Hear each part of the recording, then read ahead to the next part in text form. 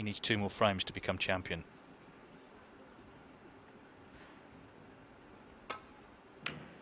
Ding Junhui needs the mother and father, and probably grandmother and father, have all come back. You never know, Joe, but it's a tall order.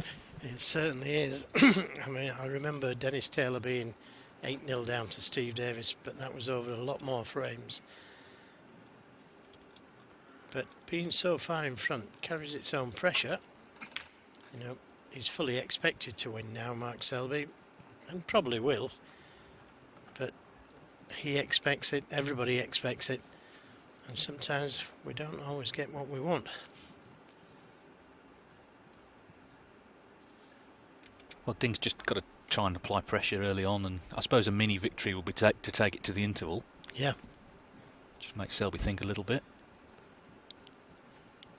Yes, it'd need to be 3-1, of course, or 4-0. There is that scoreline. Coming in, the head-to-head between them 11 each, which pointed to a close encounter. But as I say, Selby just got going early on. He's looked very relaxed during this tournament. Had that one scare against Liang Wenbo in the last 16. That went to a decider. I had a message from Dominic Dale reminding me that Dominic in Bucharest put a new tip on for Selby, after Selby had beaten him, by the way. But sadly he's not on commission. He should have been, shouldn't he? Have to remember that, Dominic. I think Mark paid him 20 quid to do it.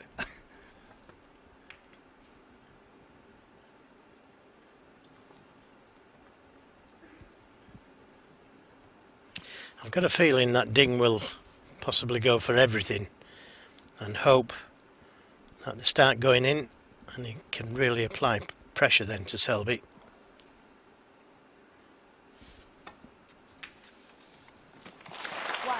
Well, that's the first one that's gone in. Good pot. Knew he was leaving balls if he'd missed that, but he's going to have to play a good blue here to keep the break going. And again, he's going to be leaving balls on if he misses it. Yeah, nicely played. His highest break in the match, Ding, just 47, which is one of the reasons he finds himself in such a perilous position. But he's in here early on in this final session. Yeah, with 2 good pots. He'd need to go on a real run of frames. Don't think he can do it by playing safe. I think he's got to have a go. Certainly did that with his first 2 shots. 12.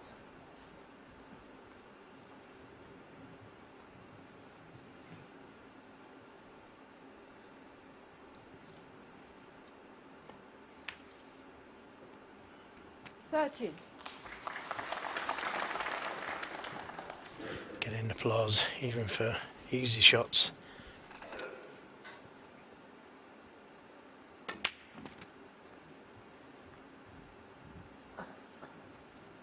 Now might screw this red in, 20. come off the reds, try and open them up.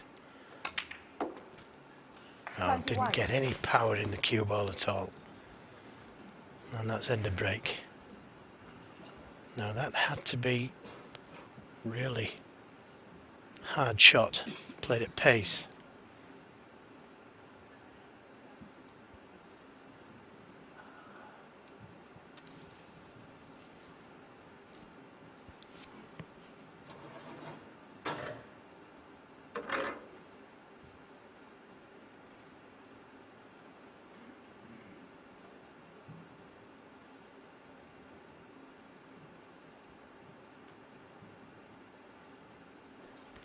May need the extended spider. Well, this is a lot more riskier. He could leave a red on to the left centre. He's hit it well though.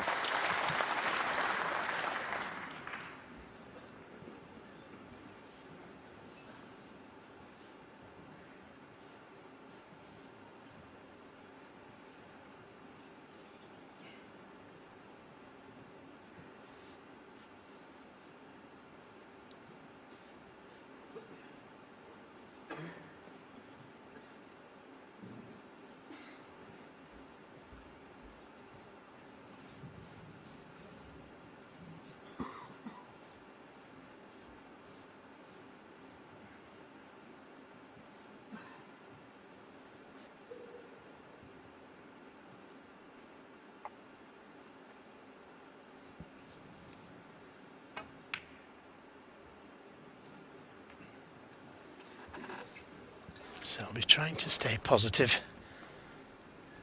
Tough red to the middle.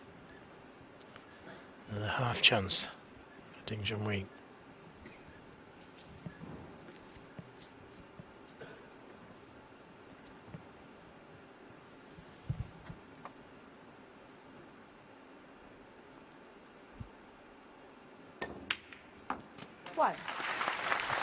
Excellent pot. Another very good pot from Ding. Second chance in this frame.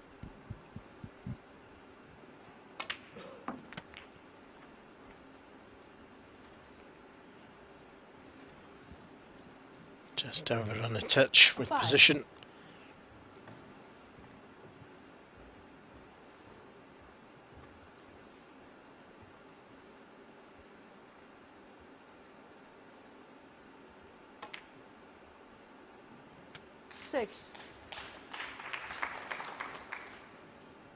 The red next to the black, just to the left of the black, could be a good red to play for. That would lead him to an easy black.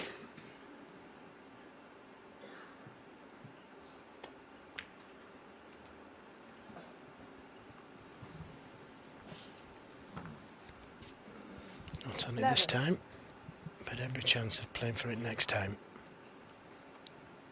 Could play for the red to the left of the pink, but that's not as easy to get to the black from.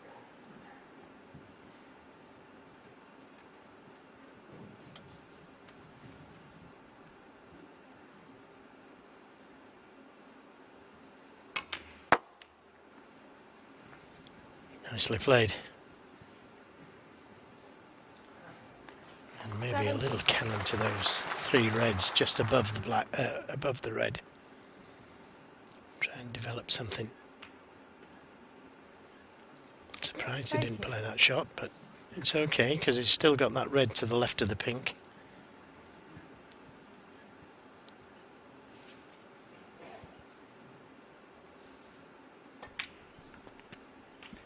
Ding's actually got a really good record in finals. He's playing in his 16th ranking final. He's only lost 4. He's won 12. Whereas Mark Selby doesn't have quite as good a record.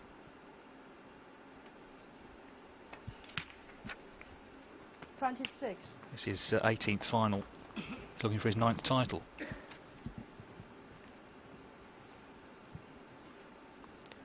Just overrun a little there with this position.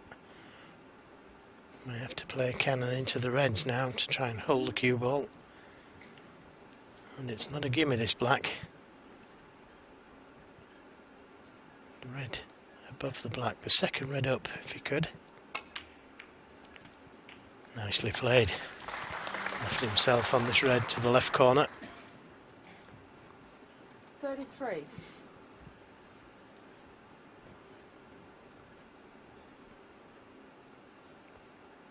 Sometimes when a player is so far behind, it tends to relax a little and the other one tightens up. Although Mark Selby is made of different stuff. World #1 and world champion. 33. And a chance for Mark Selby. Nothing safe. That was a surprising miss from Ding Junhui.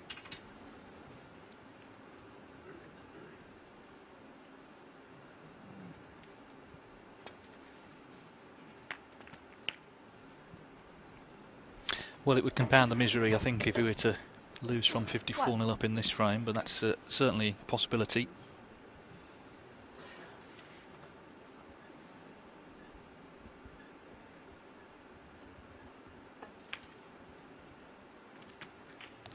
Well, at this level, David, I think I'd rather be at the table now. 54 points behind. Well, 46 now. With all the reds nicely spread like that. I'd play Selby favourite now.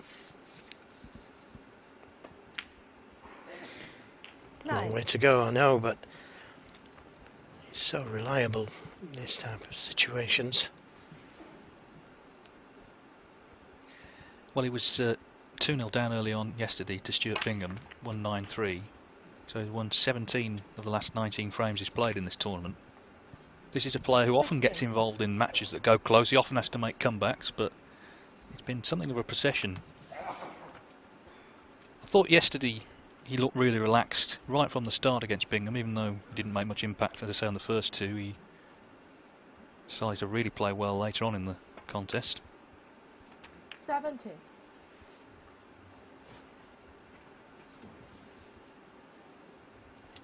Nice angle on the green to play for that red directly above the black.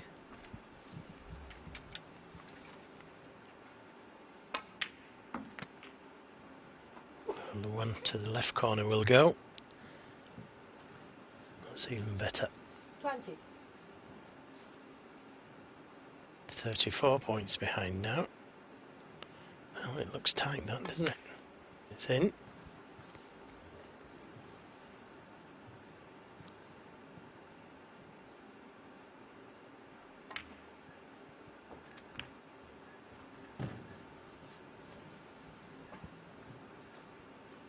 Seven.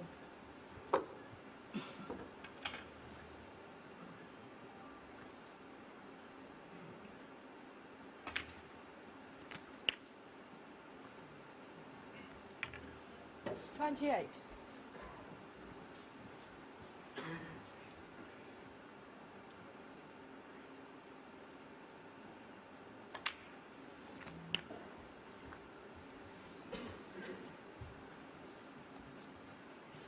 $35.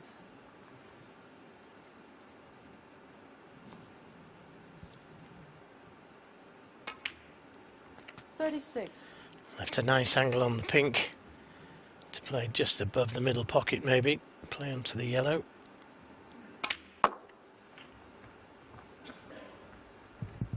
Could have screwed directly up the table. Could have made contact with the blue or brown. But this is a little straighter than he would have liked.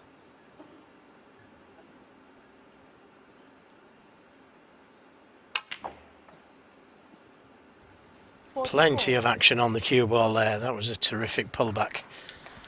Well, the last 5 colours are on their spots, and as I say, this compounds the misery for Ding, and he's had a good chance, a really good chance to win this frame. 47. Yes, it was an easy ready missed. For Ding Junhui it was anyway. He was slightly hampered playing over the reds. Fully expected him to get it. In fact, I thought the red was in. That's gone a little close. What has he done here? Wow. Over screwed that by a mile. And he still needs the pink. Yeah. How's it not gone in? 56. Just the pink needed. Well, it's a bit of a Halloween horror show, isn't it, for Ding Junhui? Mark Selby dishes. And even though he just left himself slightly awkward there, you kind of fancied he was going to knock it in, and he did. So a good 62 from Selby. He's only one away from winning this tournament. He leads 9-1.